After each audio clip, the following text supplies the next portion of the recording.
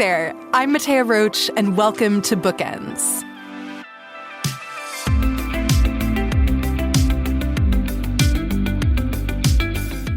I was an unbelievably voracious reader as a child. You could often find me sitting down with a book and literally finishing it in one sitting, sometimes while still in the bookstore without having purchased the book yet. And I was brought back to that feeling this summer when I read Peggy by Rebecca Godfrey with Leslie Jamison. I was brought back to that place of just not being able to put a book down because I so desperately wanted to see what happens next. Peggy is a fictionalized story about the life of Peggy Guggenheim. Peggy eventually became one of the world's foremost art collectors. Peggy is fascinating as a subject, but the story behind how this book came to be is, if anything, even more fascinating to me. Rebecca Godfrey worked on Peggy for 10 years before she died of lung cancer in October of 2022. She left behind an unfinished manuscript, along with instructions on how the work in progress could be realized. Rebecca's close friend and an accomplished writer in her own right, Leslie Jamison, stepped in to honor Rebecca's wishes and bring Peggy to life. Leslie Jamison joined me from her home in Brooklyn, New York.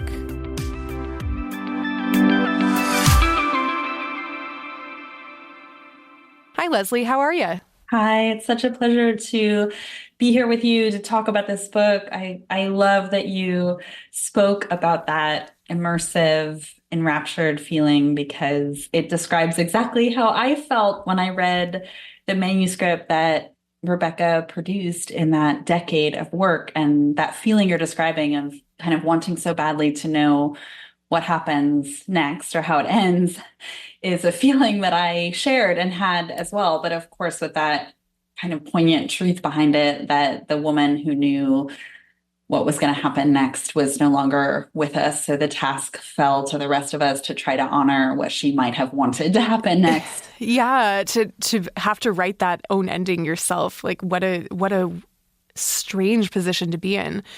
I want to really talk with you about Rebecca and your relationship with her. But before that, I want to talk about the subject matter of this book. So who is Peggy Guggenheim for our listeners who maybe aren't familiar with her, and what makes her such a fascinating historical figure? Like, what drew Rebecca to her? What drew you to her and inspired you as you were working on this book? Peggy Guggenheim was one of the most influential art collectors of the 20th century, and she was responsible for bringing many, many great artists, Jackson Pollock, many of the abstract expressionists, many surrealists into greater prominence. She kind of helped a number of artworks survive World War II after the Nazis confiscated so much art in Europe. But Peggy Guggenheim was born around the turn of the 20th century to a very wealthy family in New York. And her life kind of collided with history in all these fascinating and sometimes really sorrowful ways from the beginning. Her father died on the sinking of the Titanic. Peggy, at a certain point, left this aristocratic New York world behind to join the bohemian world of Paris in the 20s with her first husband, Lawrence Vail, kind of fell into a coterie of writers and artists. She was friends with Juna Barnes. She was friends with Man Ray. And Rebecca's novel really concerns the beginning of Peggy's life. She follows her through childhood, her coming of age. She was really interested in what made Peggy this ferocious lover of art, devourer of experience that she ended up becoming. So she kind of closes with these two somewhat triumphant moments for Peggy, opening her first gallery, Guggenheim June, in London in the late 1930s, and this torrid but very influential love affair she had with Samuel Beckett around the same time. So that's the kind of scope of the novel, even though some of the accomplishments that Peggy Guggenheim is most known for come a little bit later with her New York Gallery Art of the Century and her famous permanent collection at her Venetian palazzo. Mm-hmm. And while I was doing my pre-reading and researching this book, I learned that Rebecca actually had taught a workshop on anti-heroines at Columbia University. And I sort of feel like for me, Peggy Guggenheim falls a bit in the canon of like the anti-heroine or like the complex female character, female Joker movies they say on Letterboxd about films, you know, like the sort of woman who maybe isn't always doing the right thing or the sort of socially most acceptable thing, but you still want to root for her anyway in that. Is there like a canon of kind of female anti-heroes that you see Peggy maybe falling into a little bit? Like, were there other works that you were thinking of as you were reading Rebecca's manuscript and as you were adding to it yourself? Absolutely. I think it's absolutely right and very attuned to how Rebecca would have thought of it as well, to consider Peggy as part of this lineage of anti-heroines. And she taught this seminar that became almost iconic at Columbia, the Columbia Graduate Writing Program, called Anti-Heroines. And the Columbia Writing Program is actually where Rebecca and I first met. It's where our friendship began. I teach there as well. And so we shared many students. So I knew many students who had gone through this anti-heroine seminar, loved it, had felt like it really gave them permission to write the kind of female characters they wanted to write, who were not necessarily likable, who weren't doing what they were supposed to do, who weren't sort of pandering to traditional or even palatable notions of like what a woman should be. These are women who were disruptors, who were, sometimes cared more about their work than their children, these cardinal sins, and I think Peggy very much was one of these disruptive figures, a bit of an outlaw, somebody who didn't want to live the life that her parents had lived, didn't want to be a part of the world that they were a part of, who wanted to be part of a world of people who were making and creating and exploring. And, Peggy Guggenheim is known for many things, but she's certainly known for sexual promiscuity and like many, many love affairs. And Rebecca was simultaneously interested in presenting a much deeper, richer portrait of Peggy than just, slutty dilettante or something. But she was also interested in honoring that part of Peggy's character as well, that she was somebody who had an appetite for experience. She had an appetite for sex. She had an appetite for love. She had an appetite for encountering different characters and different men. And so I think Rebecca was kind of fascinated by all these ways that women kind of broke and remade themselves when the script didn't quite fit. You mentioned that you and Rebecca met teaching in Columbia's, I believe, MFA program, was it, in the graduate school? Tell me a little bit about how you guys actually connected. Like, what drew you to one another? We met through a few students who we shared and who had a strong feeling that we would connect, and they were right. And by the time we met, Rebecca, my friendship with Rebecca was very important to me, but I only knew Rebecca fairly close to the end of her life. We became friends in 2019, so only 3 years before she died. And I think it was, I think perhaps her illness also accelerated or deepened our friendship. I think we were two people who like to jump right into the deep end of the swimming pool anyway. We wanted to talk about the things that mattered. We wanted to talk about the art we were making. We wanted to talk about the great loves that had shaped us. We wanted to talk about raising our daughters. We wanted to talk about the relationship between making art and raising our daughters. We talked a lot about Peggy and her commitment to this novel, even and because of, the illness that she was inside of. So, but I think there was a way that the looming specter of mortality was just like very much with us in the room every time we spoke. And, and that sounds to say, Rebecca didn't much like to talk about being sick. She wanted to talk about everything else. She wanted to talk about, the gossip. She wanted to talk about a beautiful work of art that one of her friends had just made. She wanted to talk about, the gorgeous Chanel dress that she had worn to a premiere, but I think we always made the most of the time that we had.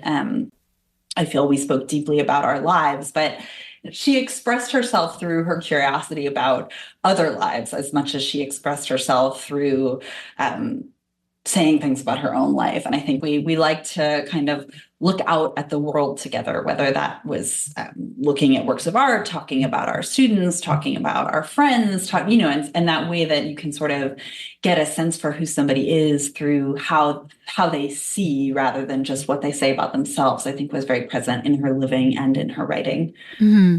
You were mentioning that the time in which you knew Rebecca, but really was just within the time that she was ill, right? You became friends in 2019. She passed away in 2022. And so you said something to the effect of sort of the specter of her illness was always almost in the room with you, even if you weren't talking about it. How did that impact the development of your friendship? Because obviously you don't have the counterfactual of if you had been able to know her before she was dealing with illness. You don't know what that would have been like. But how do you think that affected the way that she was building relationships during that period that would have been so difficult for her with like just so much on the go personally? It's a deep existential question, and I certainly can't answer it for her experience more broadly. But I can say in our friendship, I think we were aware, quite simply that our time was precious, that she didn't know how much time she had left. And so I think we inhabited the time we had as deeply as we could. And I also think that the fact that she didn't know how much time she had left was just making her think about her own life as it inevitably would in kind of sharpened and acute terms. What did she want to do with the time she had left? She wanted to be with her daughter, beautiful daughter. She wanted to give herself as fully as she could to this book. She wanted to give herself to the people she loved. So there was a way that,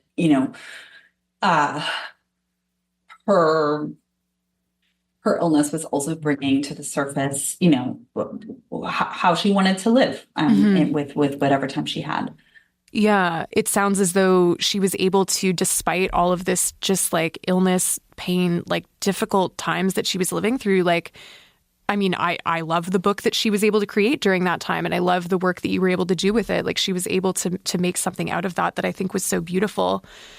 So from what I understand of having read some of your other press and the context around the development of Peggy, you did not really know before Rebecca passed away that you would be the person who would kind of shepherd this work. Rebecca's literary agent and her husband approached you after she passed to finish the Peggy manuscript. What went through your mind at that time? Because that feels like at the same time a huge honor, but also potentially like a lot of pressure and responsibility being placed on you. Absolutely. Yes, and yes, and yes, and yes, all of the above. She had done tremendous work on this book for more than a decade, and she had done so much research. She'd done many interviews. She had gone to visit Peggy's Palazzo in Venice and her permanent collection. And then in the last few months of her life in the hospital, she was dictating notes and even portions of scenes to her husband, literally from her hospital bed.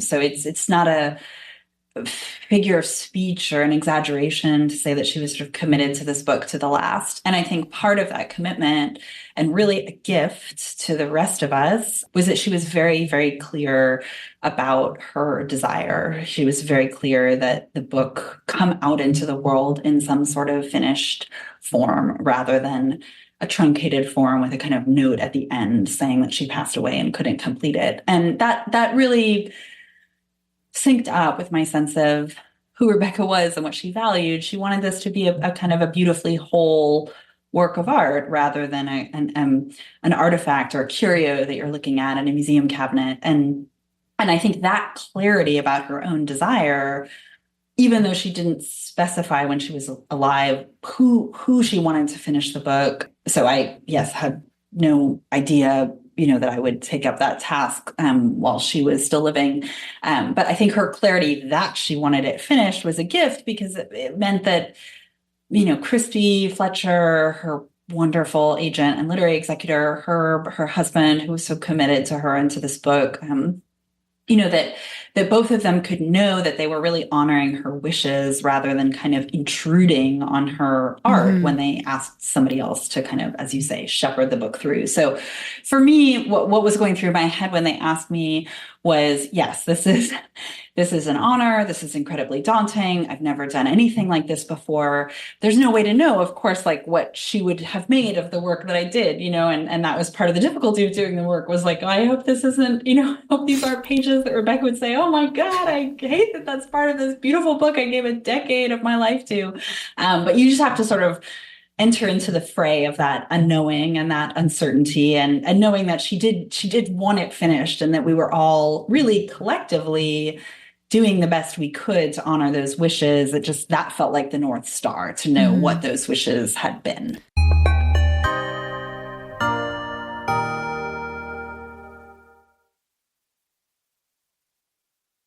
How did you go about the process of looking at this manuscript? So 300 pages that were kind of in a form that was pretty close to done, like coherent story mapped together.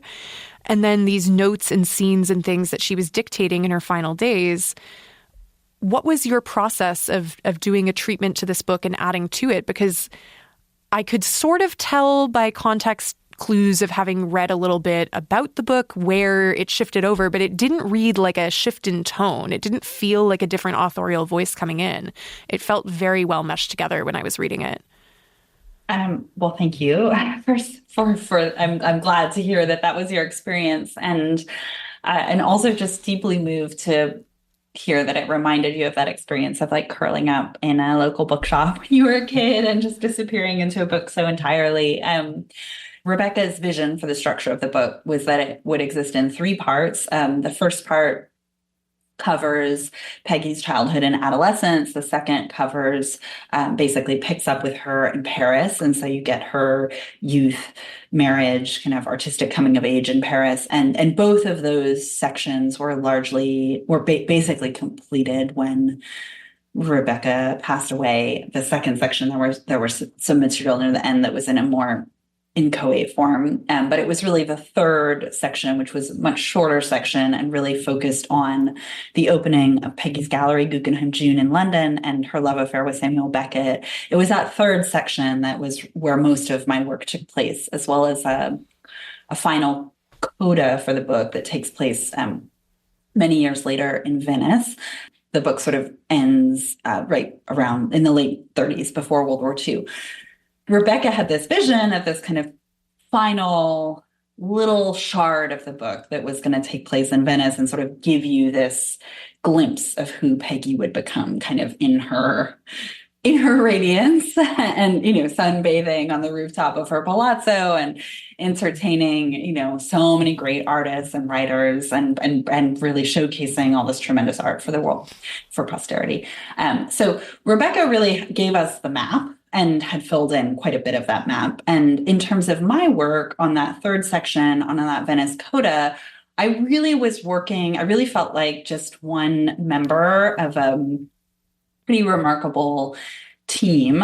It was composed of Christy Fletcher, Rebecca's literary agent, who helped, along with her husband, to kind of collect all the excellent manuscripts, documents, notes, files, and also really direct me towards, here's some Beckett material that she had written a couple of years ago and really liked. Here's, just helping give me the lay of the land. I also had some of the pages that she had dictated to her in the hospital near the end of her life to work with for that third part.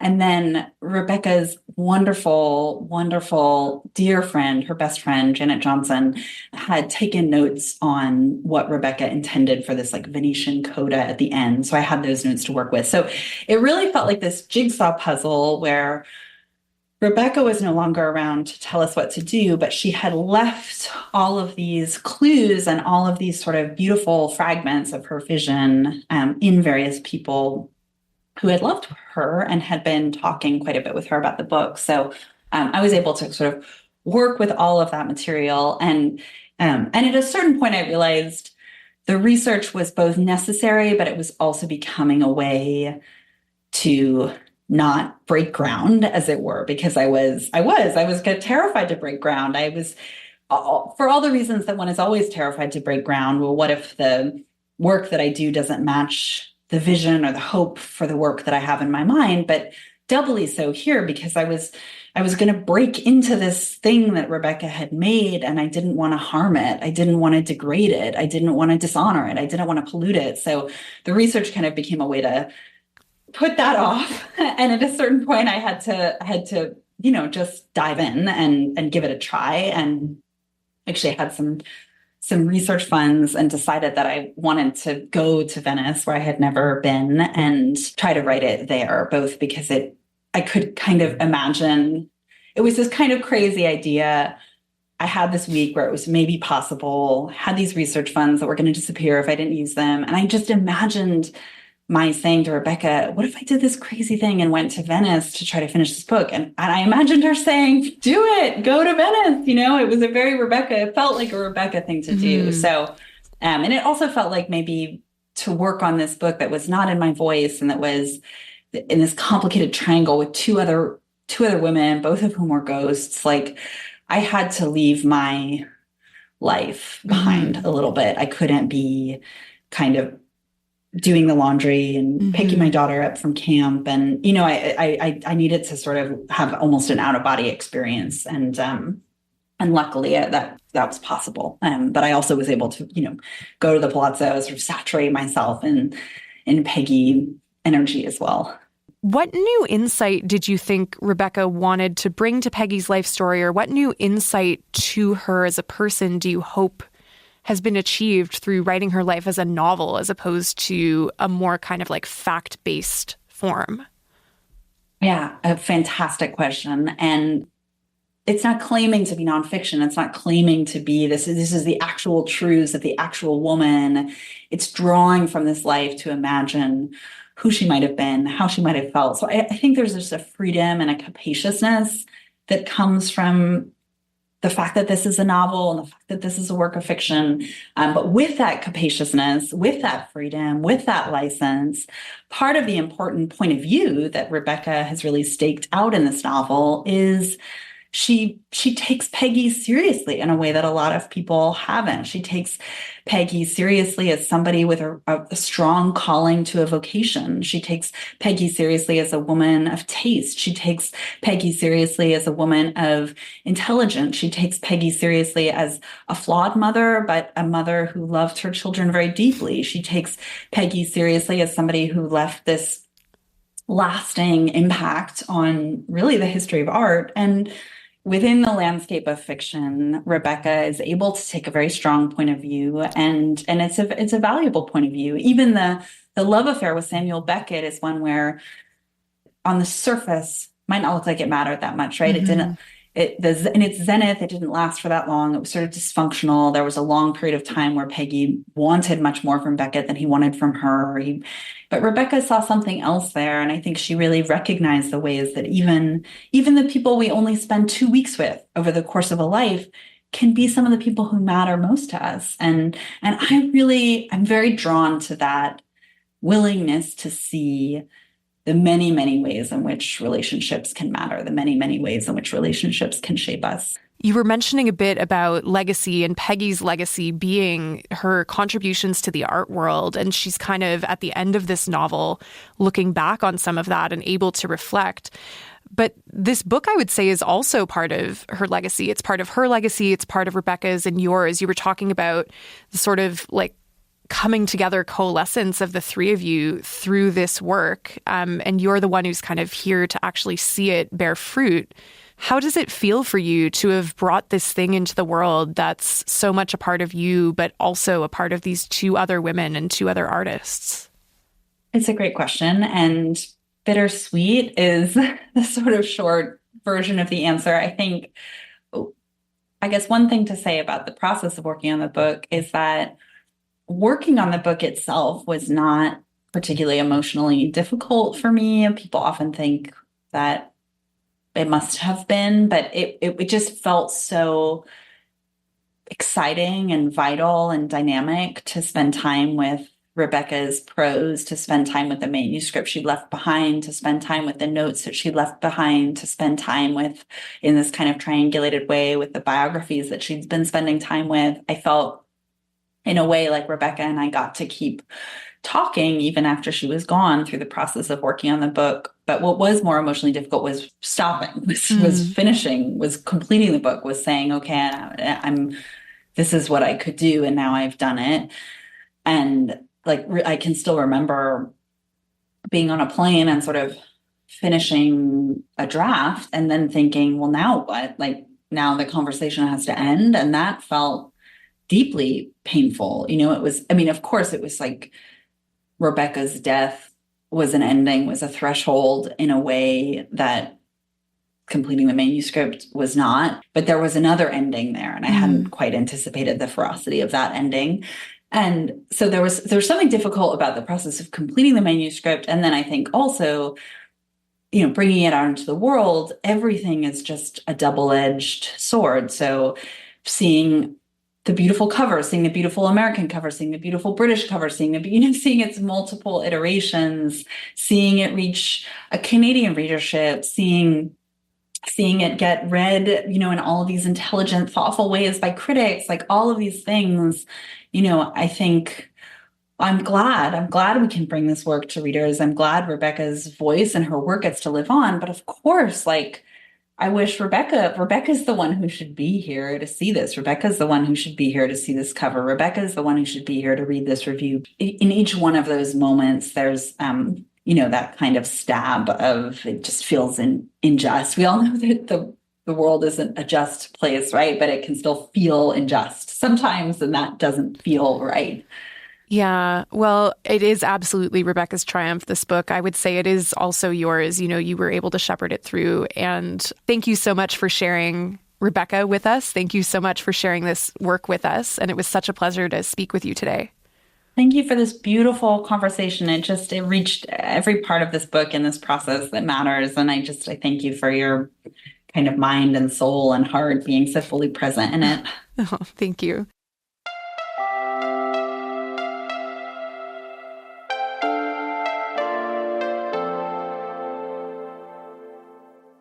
Leslie Jamison was in Brooklyn, New York. We were talking about the novel Peggy, which was written by her friend Rebecca Godfrey. Leslie finished the work after Rebecca passed away in late 2022.